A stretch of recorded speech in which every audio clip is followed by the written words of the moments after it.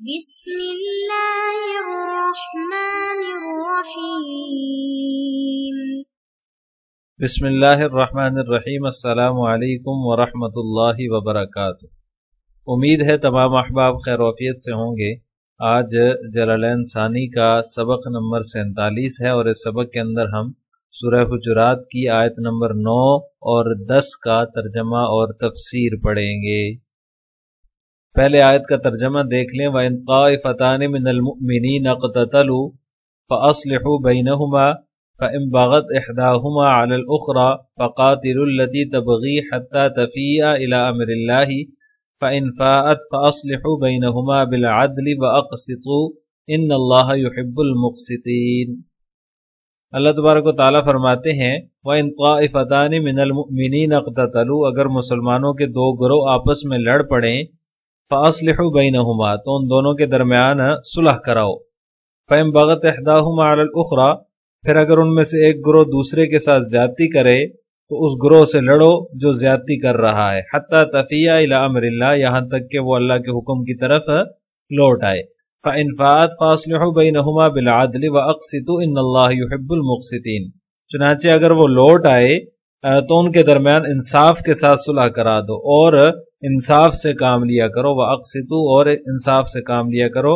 إِنَّ اللَّهَ يُحِبُّ الْمُقْسِطِينَ، بے شک اللہ انصاف کرنے والوں سے محبت کرتا ہے۔ إِنَّمَا الْمُؤْمِنُونَ إِخْوَةٌ فَأَصْلِحُوا بَيْنَ أَخَوَيْكُمْ وَاتَّقُوا اللَّهَ لَعَلَّكُمْ تُرْحَمُونَ۔ اس سے اگلی آیت یہ ہے کہ بے شک حقیقت تو یہ ہے کہ مسلمان آپس میں بائی بائی ہیں۔ فَأَصْلِحُوا بَيْنَ أَخَوَيْكُمْ، اس لیے اپنے دو بھائیوں کے درمیان تعلقات اچھے بناؤ۔ وَاتَّقُوا اللَّهَ، اور اللہ سے ڈرو۔ لَعَلَّكُمْ تُرْحَمُونَ، تاکہ تمہارے ساتھ رحمت کا معاملہ کیا جائے۔ عزیز طلبہ، یہ جو آیات ہیں، ان آیات کے اندر اللہ تبارک و تعالی جو ہے وہ چوتھا قانون بیان فرما رہے ہیں کہ مسلمانوں میں اصلاح کی کوشش کرنی چاہیے۔ اگر مسلمانوں کے دو گروہ آپس میں لڑ پڑیں، کیونکہ مسلمان سب آپس میں بھائی بھائی ہیں، اگر کبھی اختلاف ہو جائے، لڑائی ہو جائے تو صلح کرا دینی چاہیے۔ یہ جو آیت ہے وَإِن طَائِفَتَانِ مِنَ الْمُؤْمِنِينَ اقْتَتَلُوا، اس کی شان نزول میں متعدد روایات ہیں۔ حضرت انس رضی اللہ تعالیٰ عنہ کی روایت ہے کہ جس میں عبداللہ بن ابی منافق کا واقعہ بیان ہوا ہے، بحقی وغیرہ میں، اور اس طرح بخاری میں بھی یہ روایت موجود ہے۔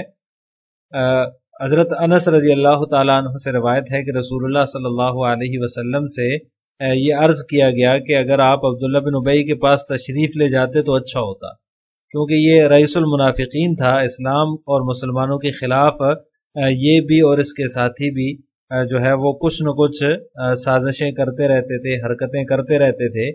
تو جس شخص نے اس کے پاس آنے کی جو ہے وہ رائے دی تھی کہ اگر آپ اس کے پاس چلے جائیں تو یہ اچھا ہوگا، تو اس شخص کا مطلب بظاہر یہ تھا کہ آپ خود ہی اس کے پاس تشریف لے جائیں، تو ممکن ہے اس کا یہ جو مخالفت والا جذبہ ہے یہ ختم ہو جائے، اور یہ بھی ممکن ہے کہ وہ مسلمان ہو جائے، اسلام قبول کر لے۔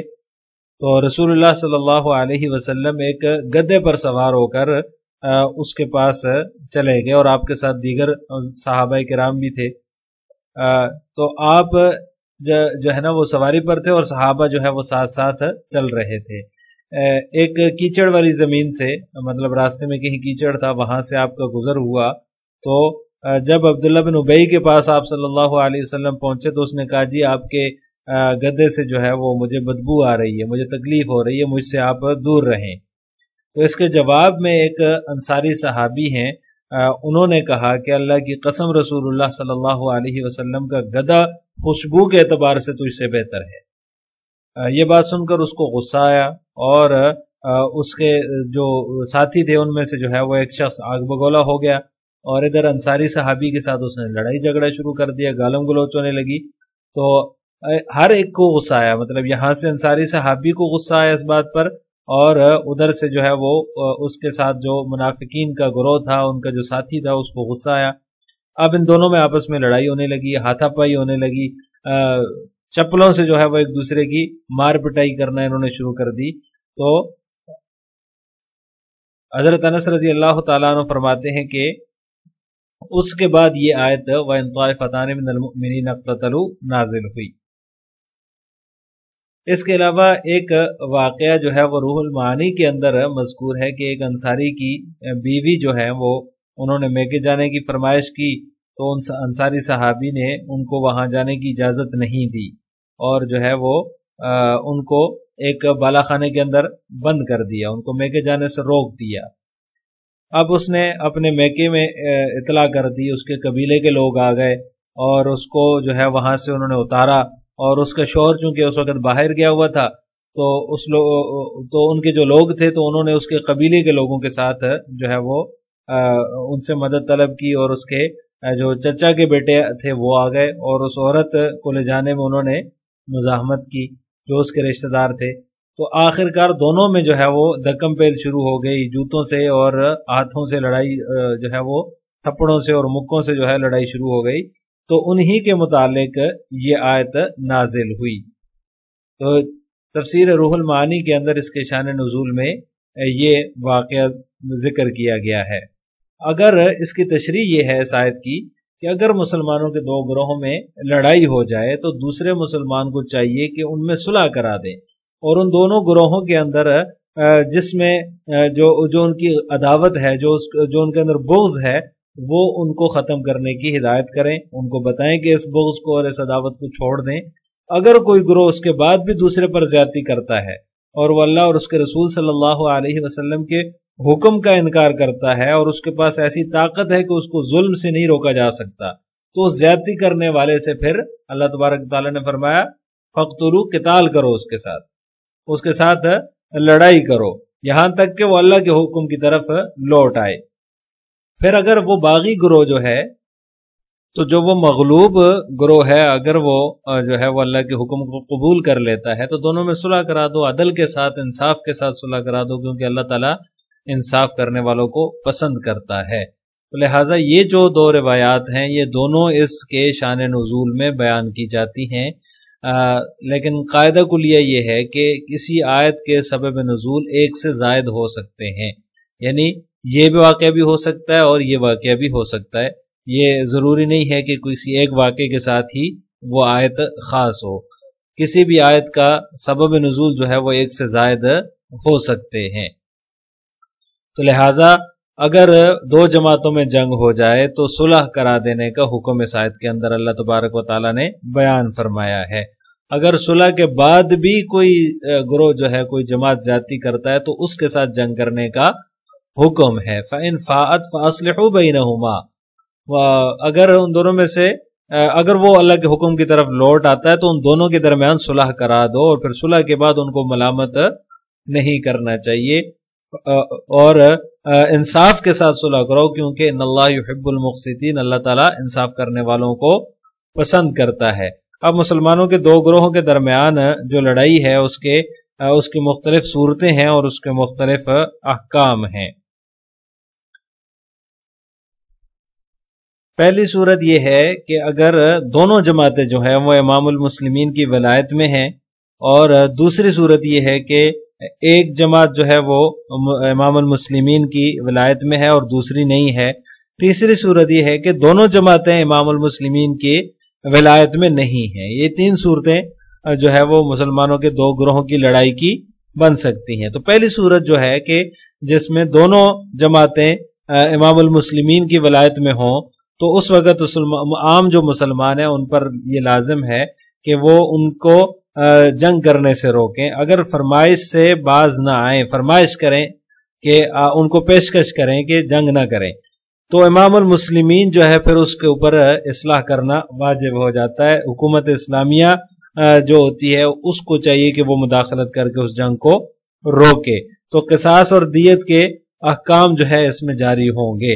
اگر وہ باز نہیں آتے تو دونوں فریقوں کے ساتھ جو ہے وہ باغیوں کا سا معاملہ کیا جائے گا، اور اگر ایک باز آ گیا اور دوسرا جو ہے وہ ظلم کر رہا ہے تو دوسرا فریق باغی ہے، اس کے ساتھ پھر باغیوں والا معاملہ کیا جائے گا، اور جس نے اطاعت قبول کر لی تو وہ فریق جو ہے وہ عادل کہلائے گا، اور باغیوں کے جو احکام ہیں پھر وہ کتب فقہ کے اندر ان کی تفصیل موجود ہے۔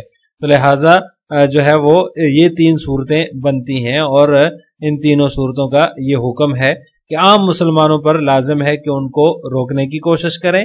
اگر مسلمانوں کے کہنے کی وجہ سے جو ہے وہ نہیں روکتے تو پھر امام المسلمین مداخلت کرے گا، جو امیر المؤمنین ہے وہ مداخلت کرے گا.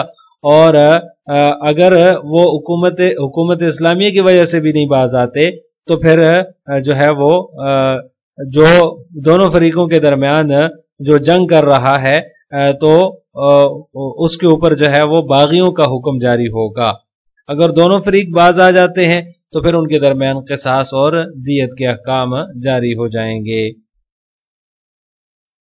اب اس آیت کی تفسیر جلالین ملاحظہ ہو، وَإِن طَائِفَتَانِ مِنَ الْمُؤْمِنِينَ الْآيَةُ نَزَلَتْ فِي قَضِيَّةٍ هِيَ أَنَّ النَّبِيَّ صلی اللہ علیہ وسلم رَكِبَ حِمَارًا وَمَرَّ عَلَى ابْنِ أُبَيٍّ فَبَالَ الْحِمَارُ فَسَدَّ ابْنُ أُبَيٍّ أَنْفَهُ فَقَالَ ابْنُ رُوَاحَةَ وَاللَّهِ لَبَوْلُ حِمَارِهِ أَطْيَبُ رِيحًا مِن مِسْكِكَ فَكَانَ بَيْنَ قَوْمَيْهِمَا ضَرْبٌ بِالْأَيْدِي وَالنِّعَالِ وَالسَّعَفِ. مصنف رحمہ اللہ تعالیٰ کی غرض اس عبارت سے وَإِن طَائِفَتَانِ مِنَ الْمُؤْمِنِينَ اقْتَتَلُوا کا شان نزول بیان کرنا ہے.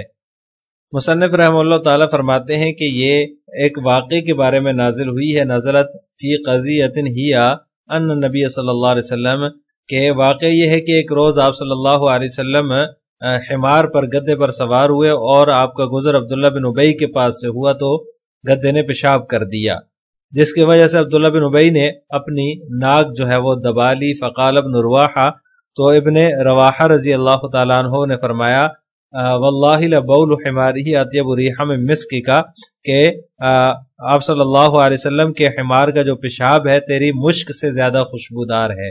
فکان بین قومیہما ضرب بالایدی، تو ان دونوں کی قوموں کے درمیان ہاتھا پائی ہو گئی.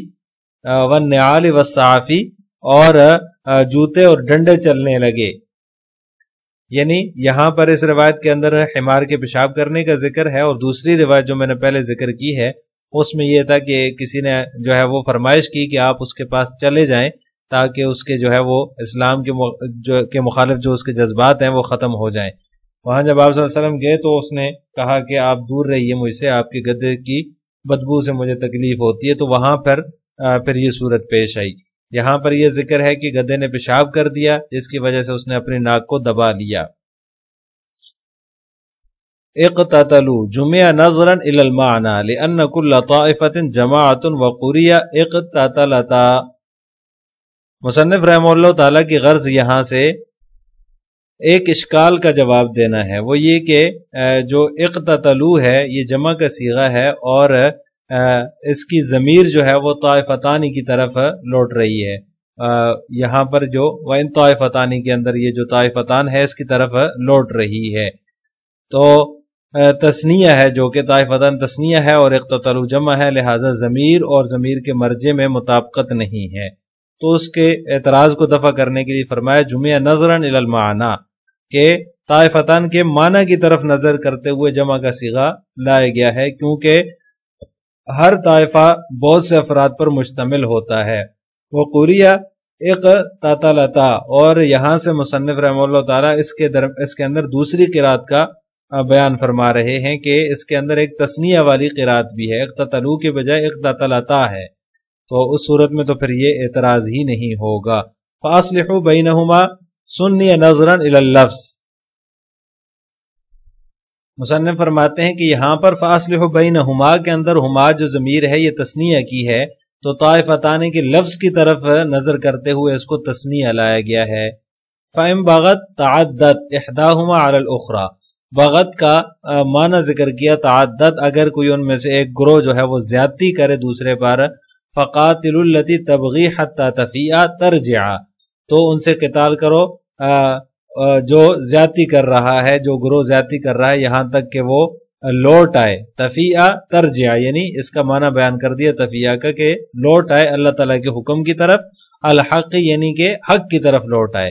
فَإِن فَاءَتْ فَأَصْلِحُوا بَيْنَهُمَا، اگر ان دونوں میں سے کوئی ایک گروہ اگر وہ لوٹ آئے، فَإِن فَاءَتْ اگر وہ لوٹ آئے تو ان دونوں گروہوں میں صلح کرا دو، بالعدل عدل کے ساتھ، بالانصافی یعنی عدل سے مراد انصاف ہے کہ انصاف کے ساتھ صلح کرا دو. وَأَقْسِطُوا اور انصاف سے کام لو، اعدلوا اس کا معنی اقسطو کا معنی بیان فرما دیے کہ اعدلو اس کا معنی ہے انصاف سے کام لو، ان اللہ یحب المقسطین، بے شک اللہ تعالیٰ انصاف کرنے والوں کو پسند کرتا ہے۔ انما المؤمنون اخوۃ فی الدین، کیونکہ تمام مسلمان آپس میں بھائی بھائی ہیں، یعنی کہ فی الدین دین میں ایک دوسرے کے بھائی ہیں۔ فاصلحوا بین اخویکم، تو دو بھائیوں کے درمیان تم صلح کرا دو، اذا تنازعا، جب وہ آپس میں لڑ پڑے۔ وقرئ اخوتکم بالفوقانیتی، مصنف رحمہ اللہ فرماتے ہیں اخویکم کے اندر دوسری قرأت جو ہے وہ اخوتکم ہے، تائے فوقانیہ کے ساتھ بھی اس کو پڑھا گیا ہے، وہ ہے کہ اختلاف قرأت کا ذکر فرمایا۔ واتقوا اللہ، اور اللہ تعالیٰ سے ڈرتے رہو، فی الاصلاح، یعنی ان کی اصلاح کرنے میں تم اللہ تعالیٰ سے ڈرو، لعلکم ترحمون، تاکہ تم پر رحم کیا جائے، تمہارے ساتھ رحمت کا معاملہ کیا جائے۔ اسی لیے جو ہے وہ حدیث کے اندر صلح کرانے کی یہ فضیلت جو ہے وہ آئی ہے کہ حضرت سالم رضی اللہ تعالیٰ عنہ سے مروی ہے، وہ فرماتے ہیں رسول اللہ صلی اللہ علیہ وسلم نے ارشاد فرمایا، مسلمان مسلمان کا بھائی ہے، اس کی حق تلفی نہ کرے، نہ گالی دے۔ جو شخص اپنے بھائی کی حاجت پوری کرنے میں لگا رہتا ہے، اللہ اس کی حاجت پوری کرتا ہے، اور جو شخص کسی مسلمان کی سختی دور کرتا ہے، اللہ تعالیٰ اس سے روز قیامت جو ہے وہ سختیوں کو دور فرما دے گا۔ جو شخص کسی مسلمان کی پردہ پوشی کرتا ہے، اللہ تعالیٰ قیامت کے دن اس کی پردہ پوشی فرمائیں گے۔ تو لہٰذا تاکہ تم پر رحم کیا جائے، تو رحم سے یہی مراد ہے جو کسی دوسرے مسلمان کی سختی دور کرے گا، اللہ قیامت کے دن اس کی سختیوں کو دور فرمائے گا، اور جو کسی کی پردہ پوشی کرے گا، اللہ قیامت کے دن اس کی پردہ پوشی فرمائیں گے۔ آخر میں آپ سے دو سوال ہے۔ نمبر 1، وَإِن طَائِفَتَانِ مِنَ الْمُؤْمِنِينَ کا شان نزول ذکر کریں۔ نمبر 2، صلح کرانے کی حدیث میں کیا فضیلت بیان ہوئی ہے؟ ان دونوں سوالوں کا جواب آپ نے کمنٹ باکس میں دینا ہے۔ السلام علیکم ورحمۃ اللہ وبرکاتہ۔